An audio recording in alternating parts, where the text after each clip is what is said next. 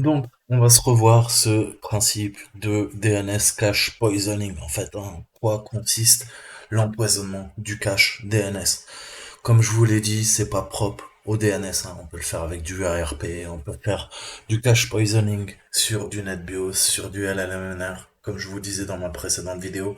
Mais là, on va se focaliser un peu brièvement sur le DNS.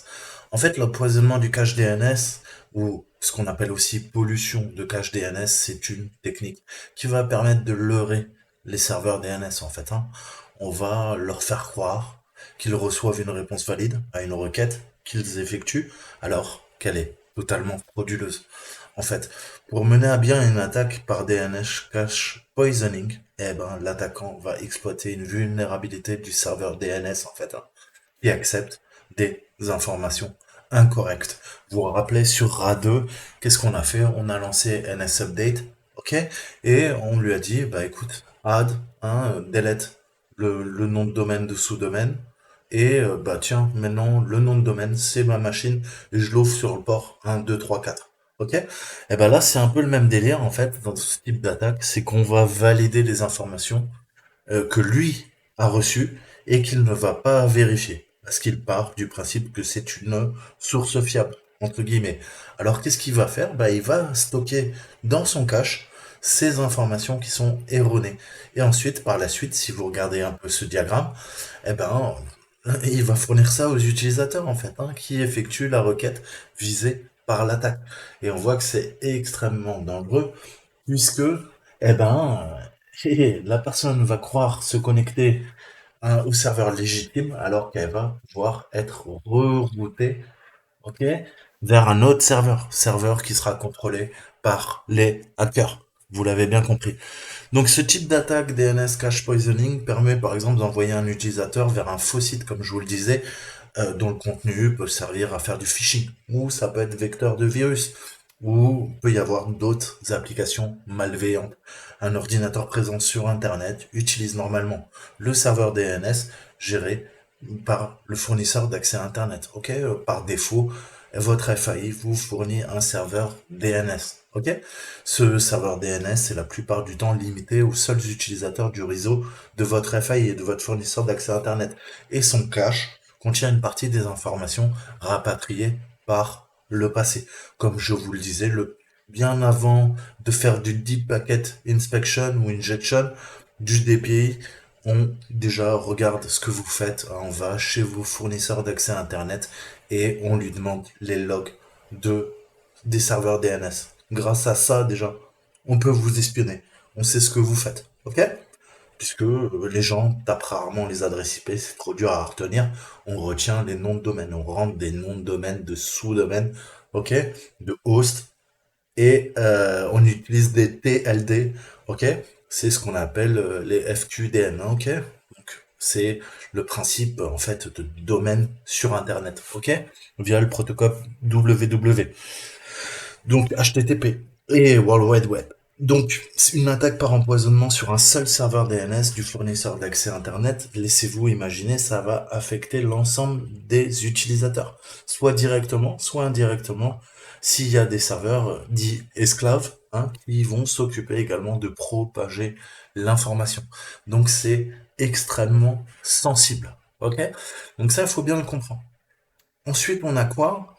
Eh ben, on peut, comment dire, avoir différents types, hein, d'attaques. Ok, on a généralement trois attaques DNS qui sont les plus connues. Revenons un petit peu en arrière.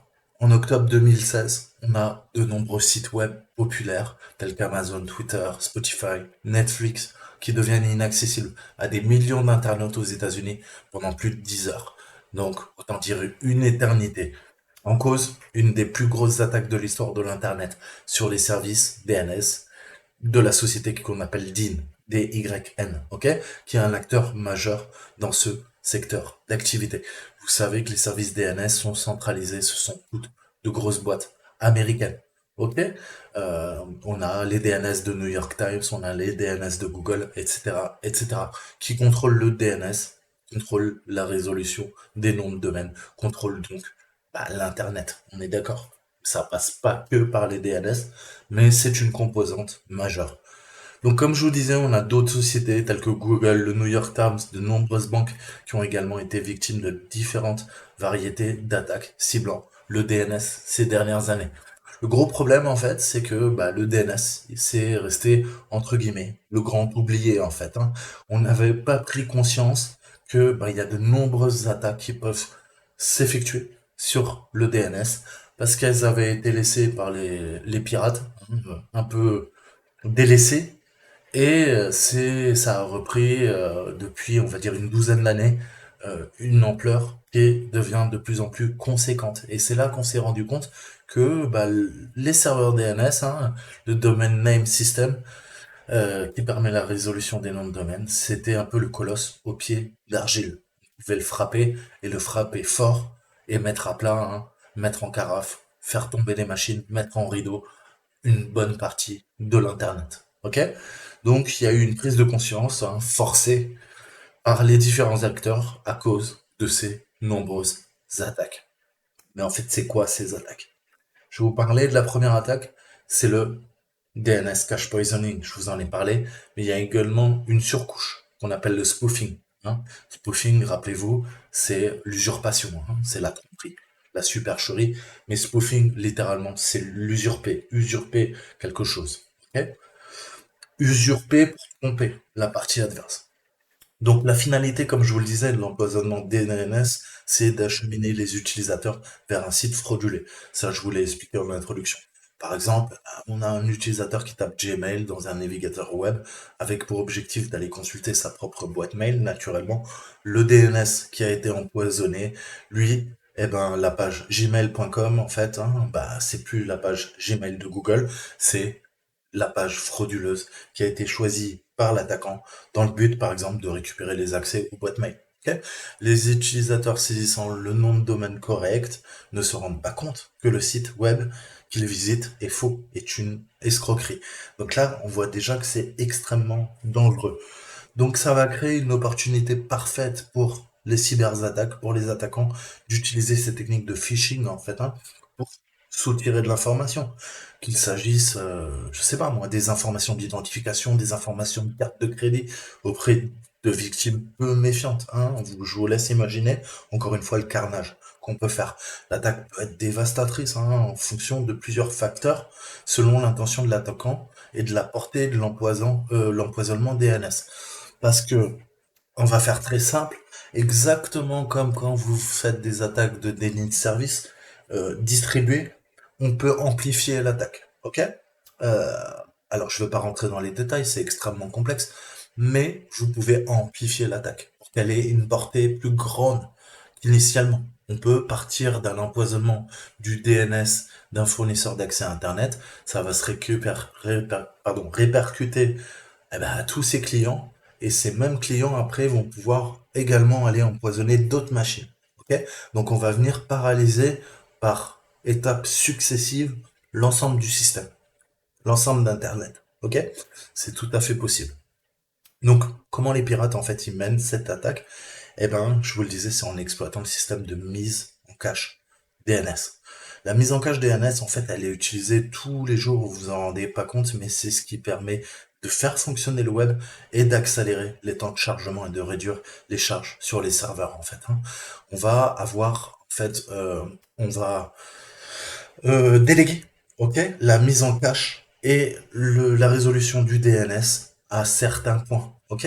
Donc, imaginons que je suis Wikipédia, j'ai mes serveurs principaux qui sont aux États-Unis, je vais aller en Europe, en Asie, en Amérique du Sud, en Afrique, payer des sociétés tierces, ok, qui vont héberger, qui vont mettre en cache mes ressources, et comme ça, vous le comprenez bien, si vous venez de l'Afrique, vous allez vous connecter au point qui a mis en cache et qui résout le DNS le plus proche de chez vous. Si vous êtes en Asie, vous serez en Asie, et vous n'avez pas besoin, hein, de solliciter, de bouffer, de consommer la bande passante, et ça permet d'accélérer les temps de chargement puisque géographiquement, le point de chargement, la mise en cache du document que vous avez demandé, web, page web, image, se fait plus proche de chez vous, sollicite moins les serveurs primaires de Wikipédia. Tout le monde est content, tout le monde est heureux, ça réduit la consommation de la bande passante, la charge du serveur web, et ainsi que les tâches qu'il effectue. hein, et ça va améliorer la rapidité de consultation lors de l'utilisation d'un navigateur web.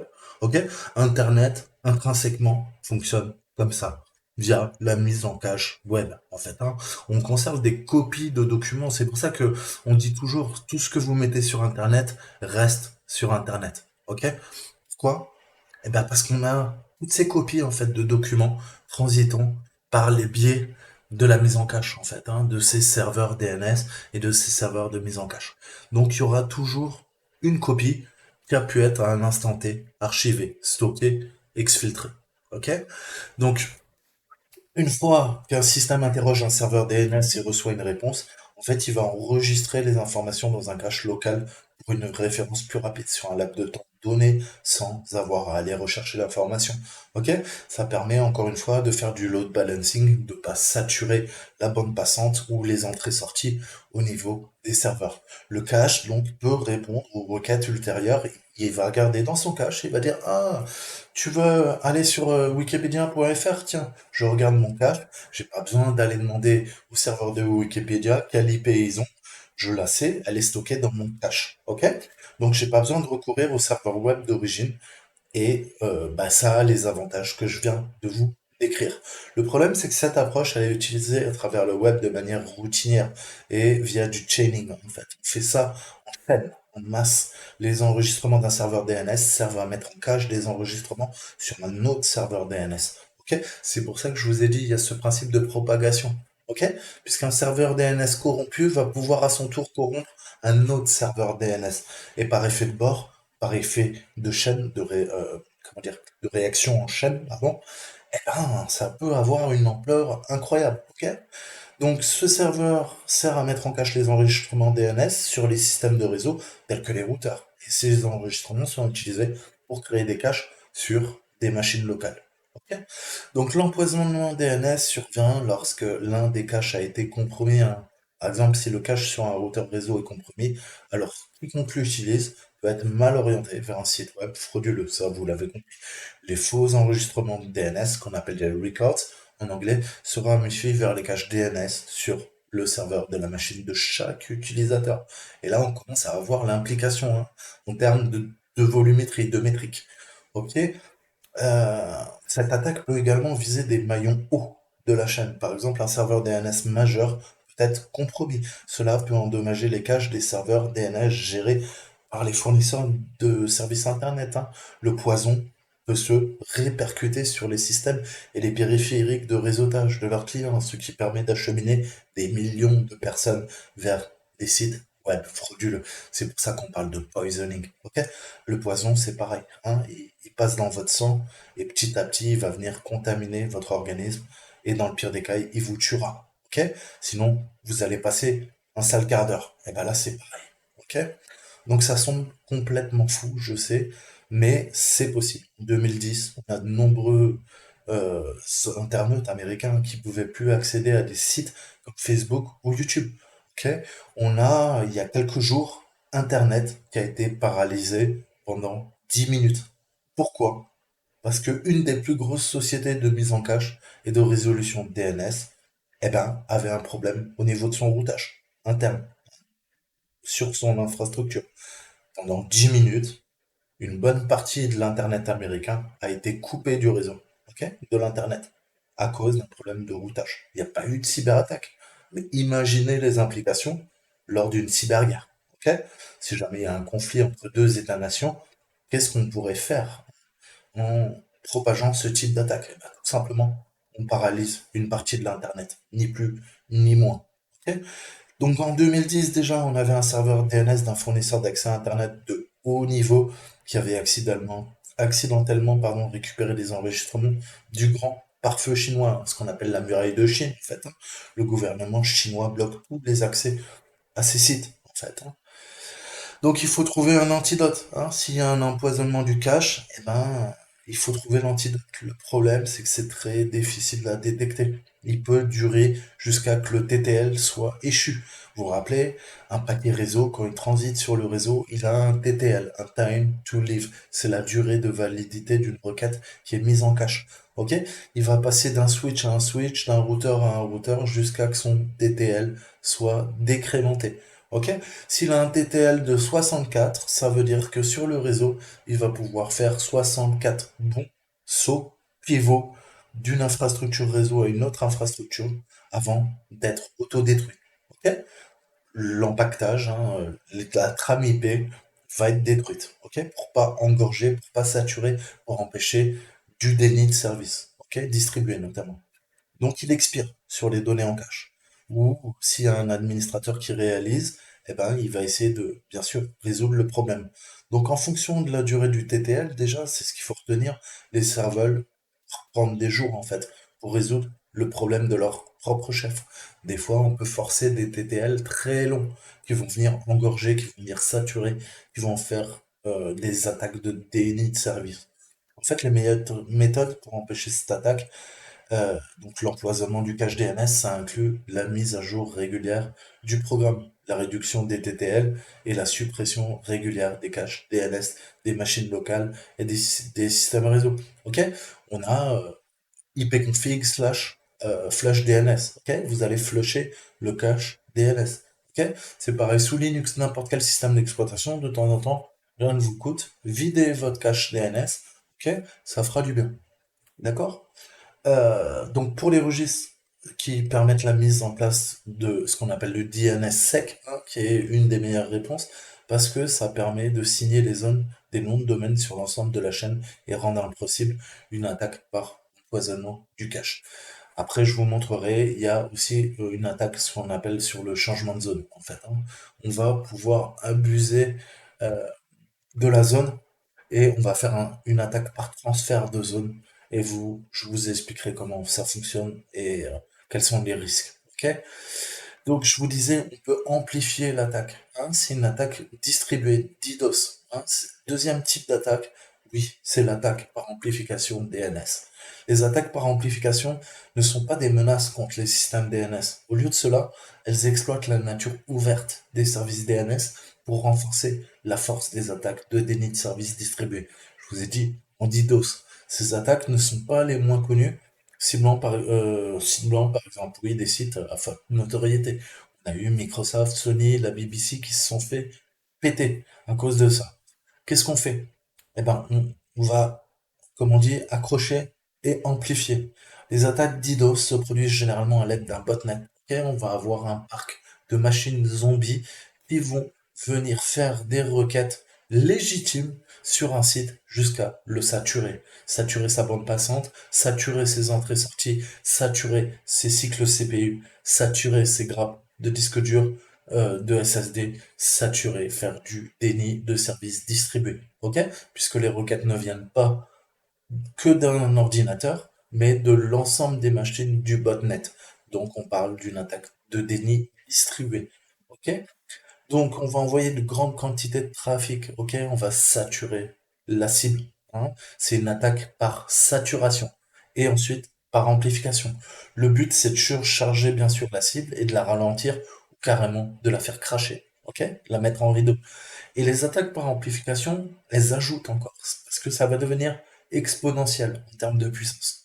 Laissez-moi vous expliquer. Plutôt que d'envoyer en fait le trafic directement d'un botnet à une victime, le botnet, qu'est-ce qu'il va faire? Il va envoyer les demandes à d'autres systèmes. Ces systèmes, ils vont répondre et ils vont envoyer à nouveau des volumes de trafic encore plus importants à la victime. C'est une attaque par amplification. C'est-à-dire que si j'ai 100 gigabytes de bande passante, hein, en fil par seconde, si je fais une attaque et j'attaque des serveurs DNS ou d'autres machines qui ont 1000 ou 10 000 gigabytes seconde, eh ben ma bande passante va s'additionner de façon exponentielle à la bande passante des autres machines. Ok? Donc avec 100 gigas, je peux générer un trafic de plusieurs milliards de gigas secondes. Et là, enfin, personne ne peut résister à ça, en fait. C'est l'attaque parfaite. Ok? Il y a que quelques réseaux, notamment militaires, qui sont capables de gérer un tel trafic. Ok? parce que c'est extrêmement complexe. Il suffit pas d'utiliser Cloudflare ou de dire, bah écoute, ouais, pas de problème, le trafic illégitime, je le mets sur le loopback, ça va partir dans une boucle, ça va disparaître. Ok? Et quand les TTL ils sont finis, les paquets disparaissent, mon réseau il est pas saturé. C'est bien plus compliqué que ça. Donc les attaques par amplification DNS sont un exemple parfait. Les attaquants utilisent un botnet, envoyer des milliers de demandes de recherche pour ouvrir les serveurs DNS.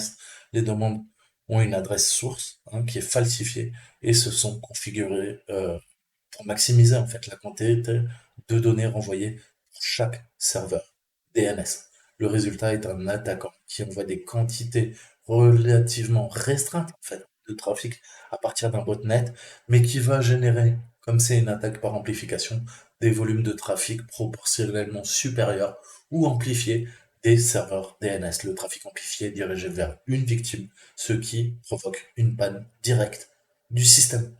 Ok? Donc comment on peut détecter ça? Comment on peut s'en défendre? Eh ben certains pare-feux peuvent être configurés pour reconnaître et arrêter les attaques DDoS au fur et à mesure qu'elles se produisent en supprimant les paquets artificiels, essayant de flooder, on parle de flood, sin flood, d'inonder le système sur le réseau. Une autre façon de lutter contre les attaques DDoS consiste à héberger votre architecture sur plusieurs serveurs. Je vous parlais de Cloudflare, c'est exactement ce que fait Cloudflare, le service. Donc de cette façon-ci, un serveur devient surchargé, on a ce qu'on appelle en réseau du load balancing. Ok? On va répartir la charge entre les serveurs. Il y a tout le temps de la redondance et cette redondance va nous permettre une haute disponibilité. Notre serveur sera toujours disponible. Ok? Mais le serveur, c'est quoi en fait? C'est un cluster de serveurs. Ok? Pour l'utilisateur, c'est un serveur, ok, c'est un serveur, mais techniquement, en termes d'ingénierie, réseau et tout ça, c'est un cluster, ok? C'est plusieurs serveurs répartis géographiquement, répartis en termes de load balancing, de bande passante, qui vont permettre le bon fonctionnement du site, ok? Donc si l'attaque est faible, qu'est-ce qu'on va faire? Bah, les adresses IP envoient du trafic qui peuvent être bloquées, on va tout simplement bloquer les paquets réseau.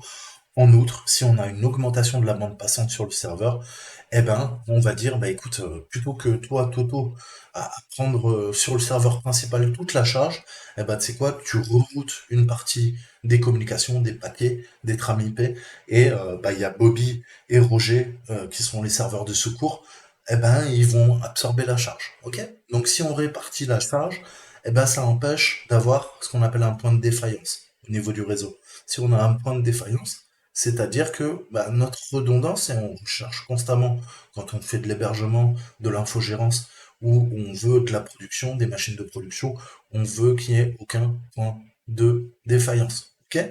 Pour pas avoir de défaillance, eh ben, qu'est-ce qu'on met en place? C'est vrai dans le secteur militaire, ça l'est également dans le secteur civil. On va mettre en place une seconde redondance, une triple redondance, une quadruple, une quintuple, une sextuple redondance, ok, qui va nous permettre de pouvoir absorber la charge. Donc, il y a de nombreuses solutions dédiées qui existent, également conçues exclusivement pour lutter contre les attaques DDoS, mais là, j'en parlerai pas. Je vais par contre terminer sur le troisième type d'attaque, parce que je vous ai dit, il y a trois attaques majeures. On a des attaques DDoS qui peuvent être utilisées contre de nombreux types de systèmes en fait. Ça inclut, je vous ai dit, les serveurs DNS, mais il peut y avoir aussi une attaque DDoS réussie contre un serveur DNS qui peut provoquer une panne, ce qui rend les utilisateurs incapables de naviguer sur le web, comme je vous le disais au début. Les utilisateurs seront susceptibles de continuer à atteindre les sites web qu'ils ont visités récemment, supposant que l'enregistrement DNS soit enregistré dans un cache local. Ok? C'est pour ça que des fois, je sais pas si ça vous est déjà arrivé, mais votre câble Ethernet, il s'est déconnecté, ok? Et bah, en cache, dans le cache DNS, il y a les derniers sites, et dans le cache de votre navigateur, il y a encore des copies. Donc en fait, vous allez sur des sites que vous allez quotidiennement, et ils chargent la page. Par contre, vous allez sur un site que vous n'avez pas visité récemment, qui est ni dans le cache de votre navigateur web, ni dans le cache DNS, et là, bah, vous avez la fameuse erreur 404, not found, ou veuillez vérifier votre passerelle, votre adressage IP. J'ai l'impression que t'as pas de routeur, en tout cas que t'es pas connecté via une passerelle à l'internet, ok? Le fameux message qu'on a tous dans nos navigateurs. Eh ben, c'est dû à ce phénomène, en fait. Donc, ce qui est arrivé au serveur DNS de Dean, je vous disais dans l'exemple au tout début, eh ben, c'est la paralysation, en fait, hein, la paralysie, pardon, je parle mal, de l'Internet. Donc, ça peut être extrêmement puissant. Surcharger les infrastructures DNS, ça empêche des millions de personnes d'accéder aux principaux sites web dont les noms de domaine étaient hébergés là-dessus. Ok? Donc, comment on peut se défendre de ce type d'attaque? Eh ben, essayez par exemple d'héberger en fait hein, votre propre serveur DNS. C'est tout à fait possible, vous pouvez le faire à la maison. Mais il faudra le protéger en conséquence. Hein. Appliquer des patchs, autoriser uniquement les ordinateurs locaux et y accéder. Sinon, n'importe qui peut venir attaquer votre serveur DNS et là, on retourne à la case départ. On va faire du poisoning sur votre serveur DNS et toutes les machines de votre réseau vont aller recruter sur votre serveur DNS empoisonné. Ok? Et vous allez vous faire pouner.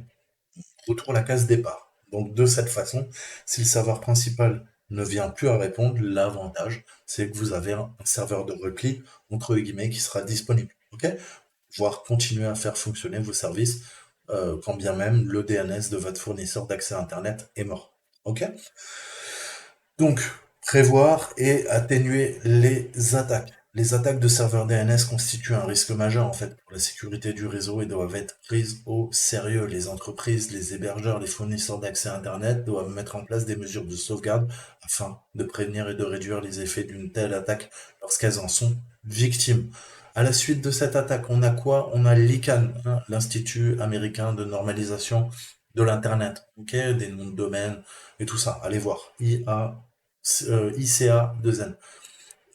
Bah, il a souligné plus fortement qu'il fallait utiliser, en fait, on avait une nécessité d'utiliser le protocole DNSSEC, ok? Pour en fait signer chaque requête DNS avec une signature certifiée. Comme on a l'IPv6, on a le DNSSEC, ok? Ça garantit l'authenticité. L'inconvénient bah, de la technologie, c'est que bah, ça doit être mis en stade à tous les niveaux ok, du protocole DNS pour fonctionner, ce qui arrive lentement mais sûrement. Ok, donc ça prend du temps puisque bah, c'est une communication point par point. Il faut à chaque point du réseau, de la segmentation réseau, tous les acteurs qui contribuent à la technologie DNS est mise en place également eh ben, cette norme, ce protocole DNSSEC. Ok, donc, quand on fait de l'hébergement, quand on est une entreprise, on a tout intérêt en fait à utiliser des infrastructures qui sont hébergées et maintenues par des spécialistes hein, du DNS. En fait, hein. Il faut que le réseau soit anycasté, hein, donc le multicast, anycast. Allez voir si vous connaissez pas. C'est en fait avoir des points de présence multiples et répartis sur l'ensemble de la planète, comme je vous le disais, ou au moins sur vos zones d'influence hein, en termes de business si vous êtes une entreprise et avoir des techniques de filtrage anti-DOS hein, comme Cloudflare et vous proposer des solutions de sécurité telles que le DNSSEC ou eh ben, le failover comme on appelle pour intégrer le DNS dans vos PCA et vos PRA. On a également Namecheap, que vous devez connaître, qui dispose de sa propre infrastructure DNS Premium hein, et qui rend service à ses clients. Ok et elle a été auditée par l'ANSSI, hein, qui est l'agence en fait hein, qui vient sécuriser et donner des conseils aux entreprises du secteur privé et sécuriser l'ensemble des infrastructures du gouvernement français, ni plus ni moins.